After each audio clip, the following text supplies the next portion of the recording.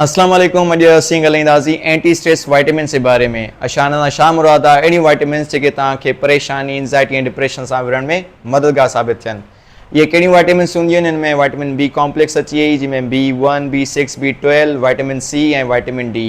इहे कीअं स्ट्रेस सां विढ़ण में मदद थियूं कनि, अचो त हिन बारे में ॻाल्हायूं। सभिनि खां पहिरियां जेको वाइटामिन बी कॉम्प्लेक्स आहे, तव्हांजे जिस्म में सेरोटोनिन ऐं डोपामाइन हार्मोन्स ठाहिण में मदद कंदा आहिनि। इहे उहे हार्मोन्स हूंदा आहिनि जॾहिं तव्हां ख़ुशि मिज़ाज हूंदा या ख़ुशी में हूंदा त इहे तॾहिं रिलीज़ थींदा आहिनि, मतिलबु तव्हां हैप्पी वग़ैरह फील कंदो।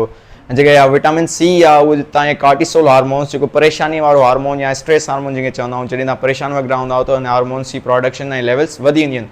त विटामिन सी कार्टिसोल हार्मोन खे घटाइण में तव्हांजी मददगार साबित थींदी। ऐं जेका विटामिन डी आहे उहो तव्हांजे मूड खे रेगुलेट कंदियूं आहिनि। ये टई वाइटामिन्स तव्हांजे CNS जे ग्रोथ लाइ, फंक्शन लाइ काफ़ी अहम आहिनि। त उहे माण्हू जेके काफ़ी लंबे टाइम खां परेशान वग़ैरह रहनि था, स्ट्रेस में रहनि था, त उन्हनि खे इहे विटामिन्स ज़रूरु वठणु खपनि।